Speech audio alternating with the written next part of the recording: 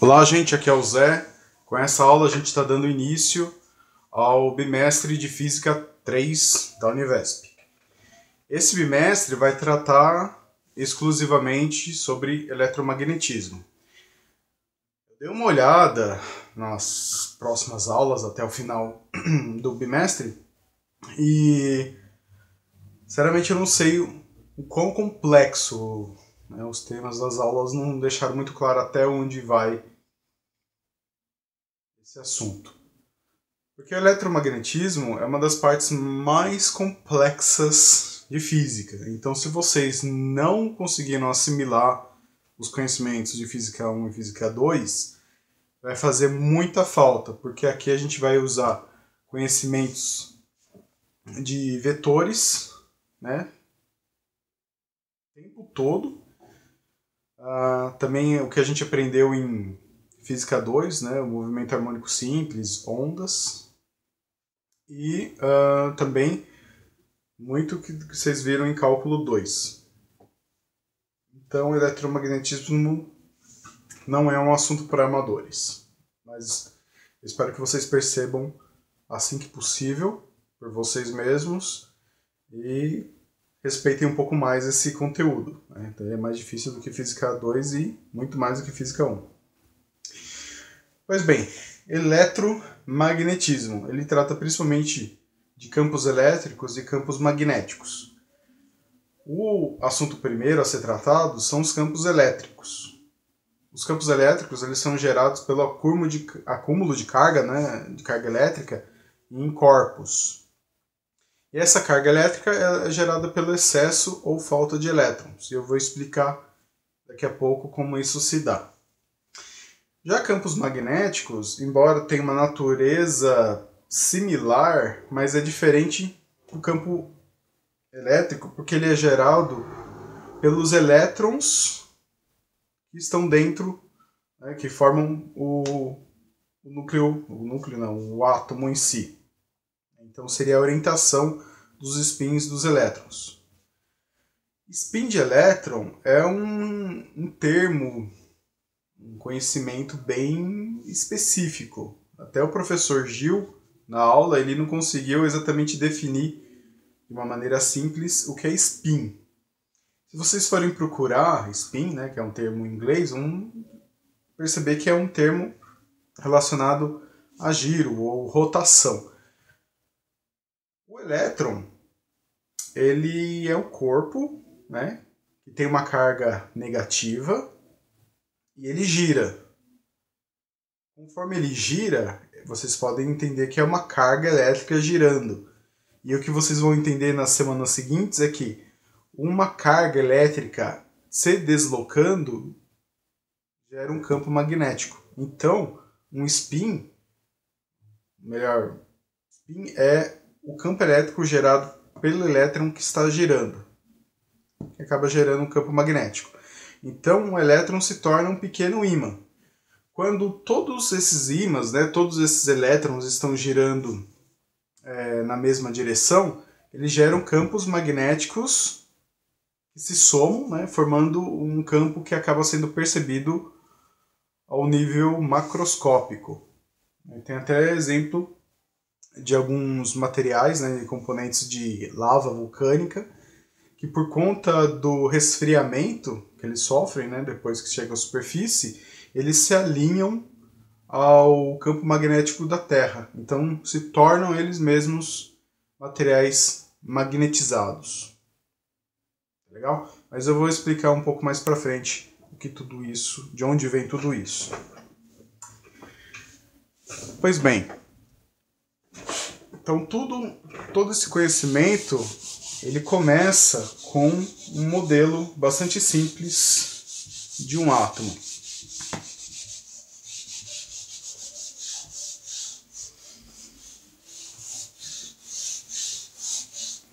Eu não sei se vocês já tiveram esse conteúdo na Univesp,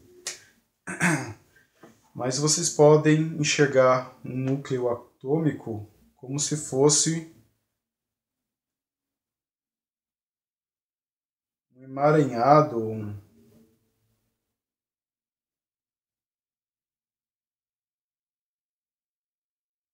corpo maciço formado por prótons e nêutrons.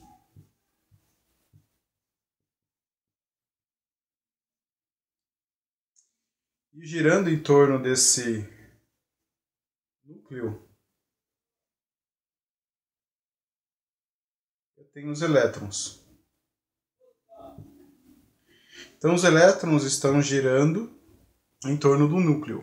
Agora, quantos elétrons tem, quantos nêutrons tem, quantos prótons tem, acaba de uma certa maneira definindo qual é o átomo que a gente está lidando.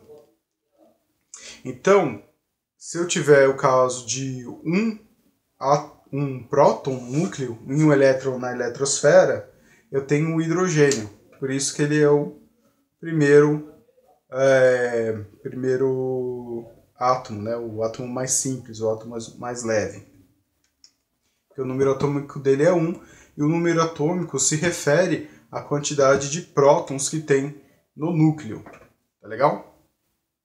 Então esse é um modelo bastante simplificado, né? Ele pode ser um pouco mais complexo do que isso, ainda mais para elementos muito pesados, que acaba tendo um número diferente de prótons e nêutrons aqui no núcleo, de maneira a torná-lo um elemento estável. Então por isso a gente tem outras complicações, né? Tipo isótopos, isóbaros, etc. Mas a gente não vai chegar nesse ponto. O importante para vocês saberem é que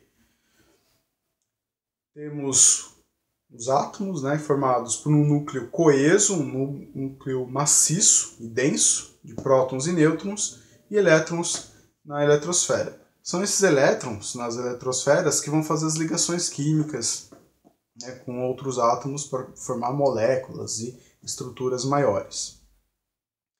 Outra coisa importante saber é que, como eu havia falado anteriormente, o campo elétrico ele é gerado pelo desbalanceamento da quantidade de elétrons no material. Então, o que acontece? Elétrons são removidos e elétrons são acumulados, mas nunca temos o transporte de prótons.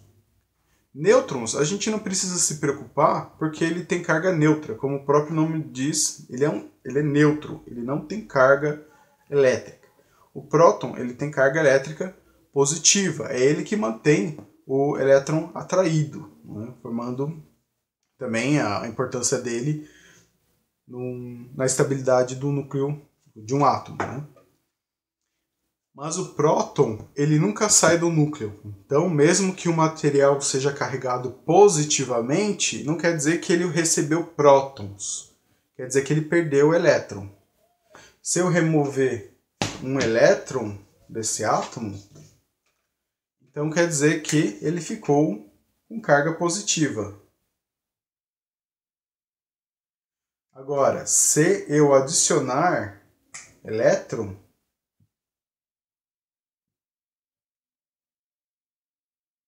eu vou ficar com carga total negativa. Então percebam que, assim que eu removo um elétron, ou adiciono um elétron, o átomo já fica carregado positivamente ou negativamente, dependendo se saiu ou entrou elétron. Então, é o que a gente chama de quantização da carga elétrica.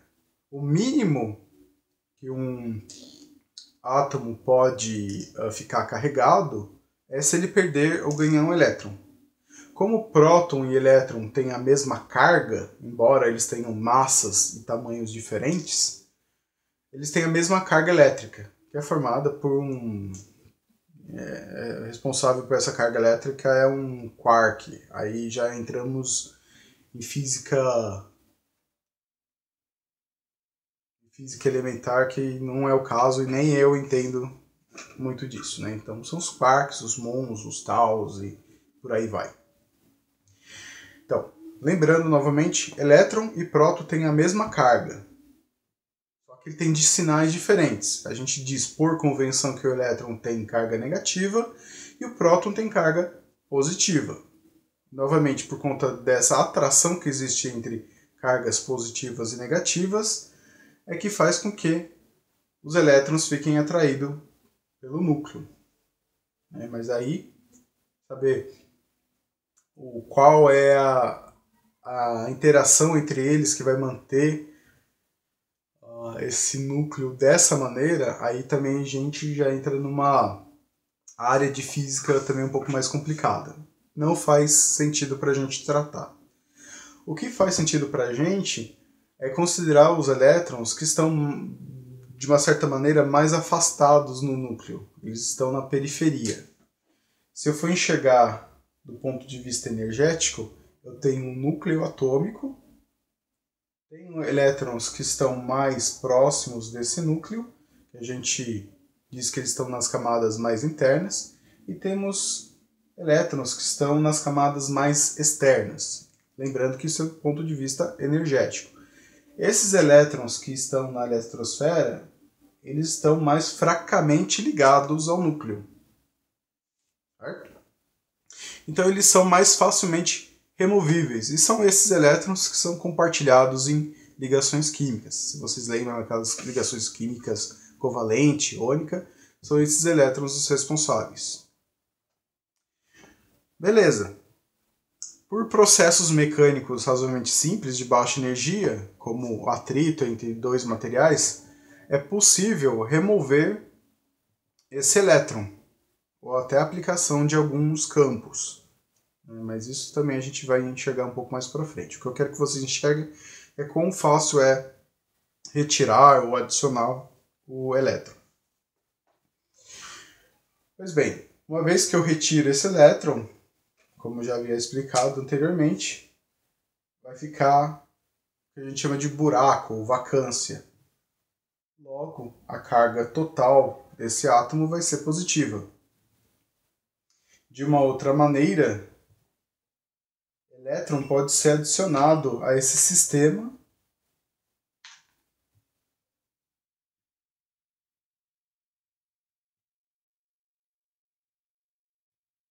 e vai ficar com carga negativa. Bom, e o que é importante a partir desse ponto?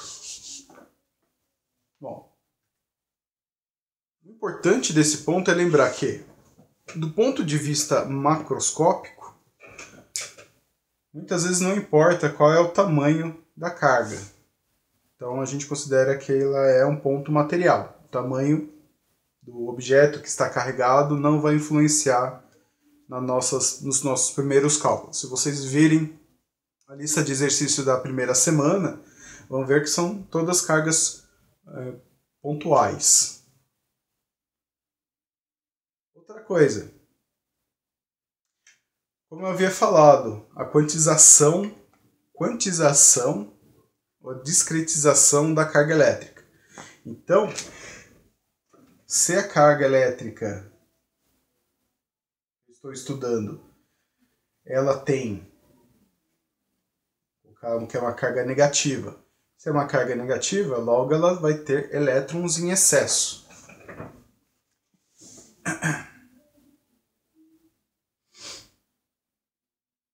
Então ela vai ter uma quantidade de elétrons.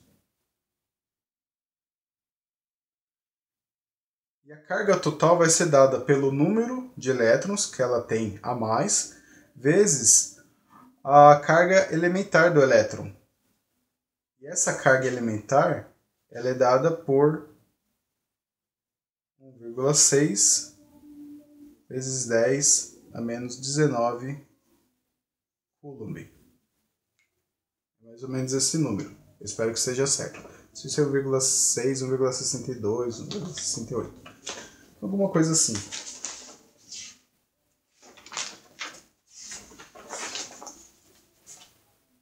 É isso mesmo.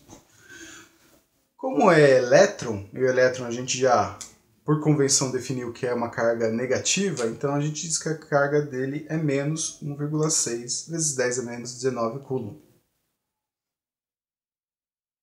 Pois bem, uma vez que eu tenho um corpo carregado, ele vai gerar um campo.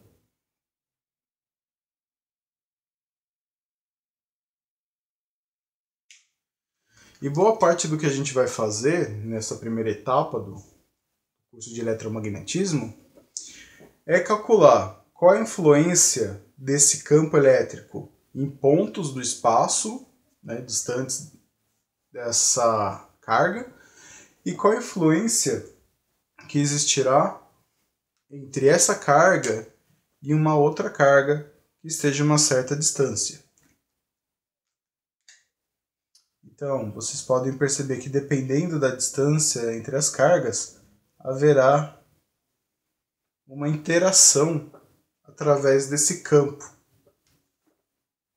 E uma vez que haja interação, a natureza dessa interação vai fazer que haja a repulsão ou atração entre esses dois corpos. Aí volta aquela velha conhecida da gente que a gente já vê de magnetismo.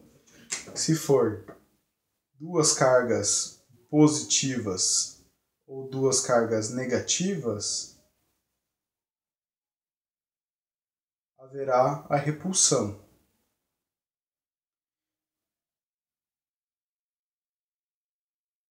Se forem cargas diferentes, com diferentes sinais, haverá a atração entre essas duas cargas. Pelo que eu vi da lista, não há deslocamento. Isso vai ser muito importante, né? Calcular a força ou intensidade do campo elétrico, para depois estudar o movimento dessas cargas, que pode ter deslocamento. Mas aparentemente é tudo, eles chamam de eletrostática. As cargas vão ficar paradas. Elas são, mesmo que hajam força sobre elas, elas vão permanecer na mesma posição do espaço. Bom, beleza. Eu já falei por que tem o acúmulo de carga elétrica, né? Pelo excesso ou pela falta de elétrons. Lembrando que os prótons, que são as cargas positivas, ficam num núcleo, e esse núcleo ele constitui o material. Então ele não se move, o que se move são os elétrons. Tá? Isso aí é muito importante lembrar. Também falei que a carga total de um objeto que está recarregado vai depender da quantidade de elétrons que está sobrando ou que está faltando. E dá para saber a carga total multiplicando o número, né, de elétrons que está faltando ou em excesso, vezes a carga elementar. Legal? Bom, agora a gente consegue, através desse conhecimento, determinar qual é a força de atração ou repulsão que existe entre as cargas, caso os campos estejam próximos o bastante para ver essa interação.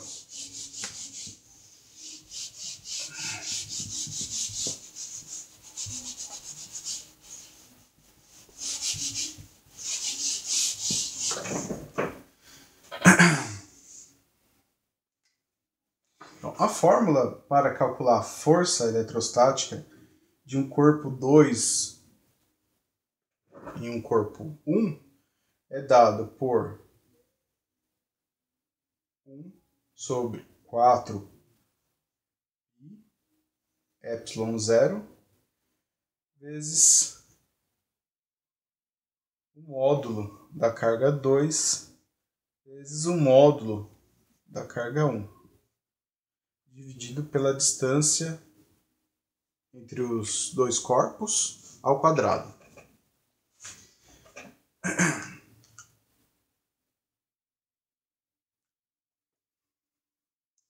Importante, por que considerar módulo?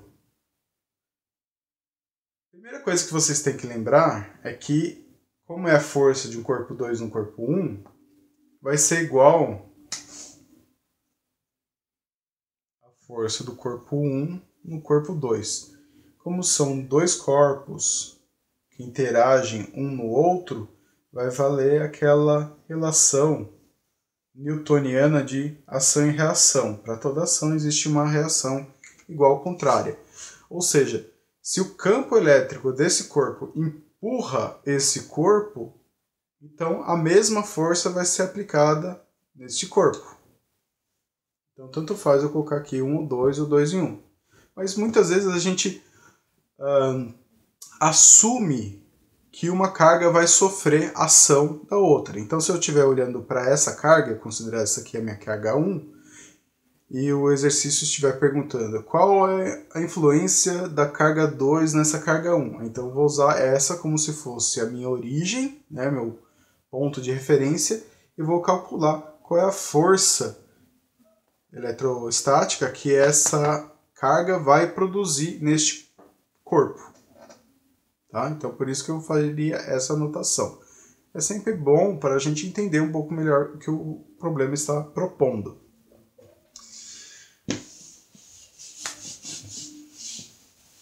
Próxima coisa importante. Esse termo, 1 sobre 4π ε0, é uma constante. Então, vocês não precisam ficar preocupados que isso vai ser igual a 9 vezes 10 a nona, se não me engano, coulomb metro ao quadrado sobre... O que era mesmo?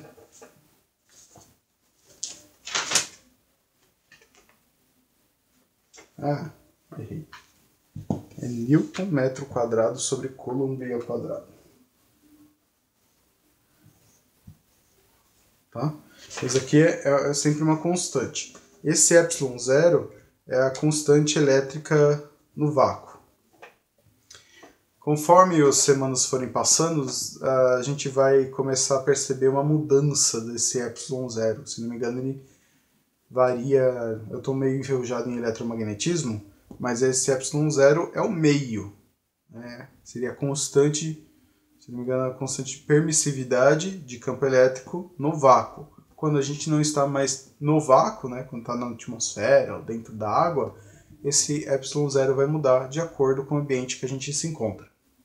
Tudo bem? Mas isso vai ser para as próximas semanas.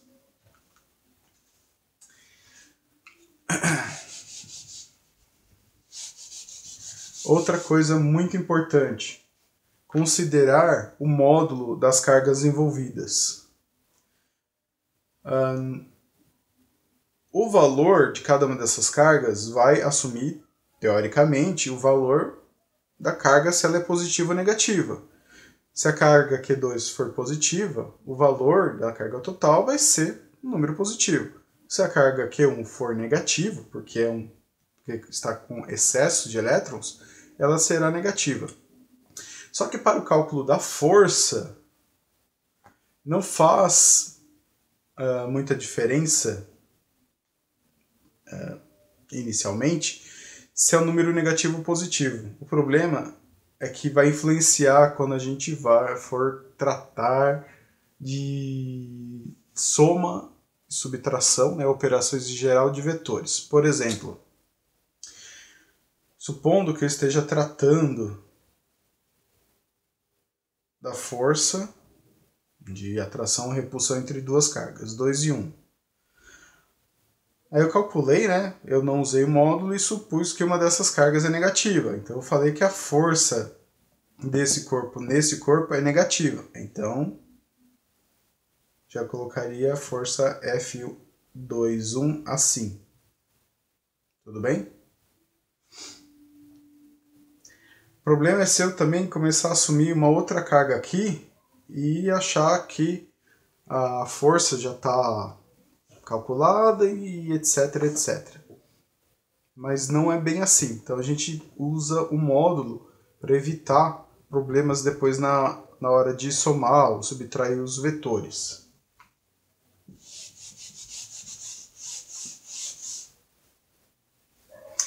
Um outro caso que pode aparecer também é não calcular a força de uma carga exerce numa outra. Pode acontecer da gente ter que calcular a intensidade do campo elétrico gerado por uma carga qualquer no espaço. Então a gente vai ter uma fórmula muito parecida. 1 sobre 4π ε0 vezes módulo da carga sobre d ao quadrado. Então, neste caso, a gente está tratando com uma única carga ela vai gerar um campo elétrico. E esse campo elétrico ele vai se espalhar, né, em ondas esféricas pelo espaço. Então, para calcular a intensidade deste campo elétrico em qualquer ponto de espaço, a gente usa essa fórmula. Então, se eu tivesse um medidor nessa posição P, eu conseguiria calcular a intensidade do campo elétrico gerado por essa carga neste ponto, contanto que eu soubesse a distância deste ponto até minha carga e soubesse também a carga elétrica que está acumulada neste ponto. Novamente vai depender do número de elétrons que está sobrando, né, que está em excesso ou que está faltando. Então, o que vai definir se a carga é negativa ou positiva. Mesmo que vocês não estejam entendendo muito bem essa parte, e vai ficar, acredito que vai ficar bem mais claro nas resoluções dos exercícios, é fundamental entender a importância de alguns parâmetros dessas fórmulas. Inicialmente a gente tem poucas fórmulas, né? Poucas fórmulas para se lembrar, mas os conceitos são bastante importantes. Lembrar de toda aquela questão da cargas iguais se repelem, cargas opostas se atraem. E outra convenção muito importante é que se a carga é positiva,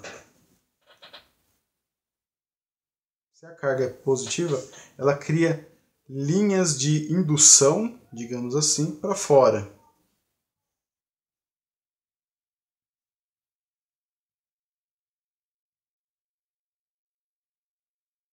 Se for negativa, ela cria linhas de indução para dentro. Então, vocês podem lembrar até do imãzinho. Não sei se vocês já viram isso. Tá certo que isso aqui é campo magnético, mas é uma analogia razoável. Você tem ondas saindo do norte e chegando no sul. É uma analogia que funciona também para campo elétrico. Justamente por conta da interação das linhas de indução, você vai ter repulsão quando as cargas são de mesmo sinal e vai ter atração quando as cargas são de sinais opostos.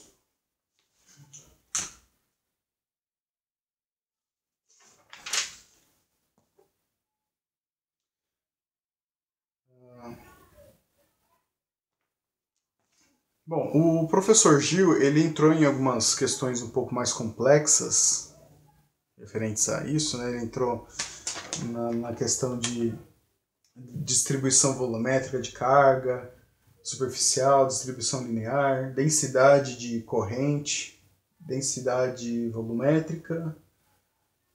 Mas eu acho que vai dar para abordar isso melhor nas resoluções, beleza? Então eu acho que isso a gente dá para encerrar por aqui. Né? Um conteúdo bem leve, bem de boa para iniciar esses trabalhos. E a gente volta a se falar nos vídeos de resolução, beleza? Então, até mais.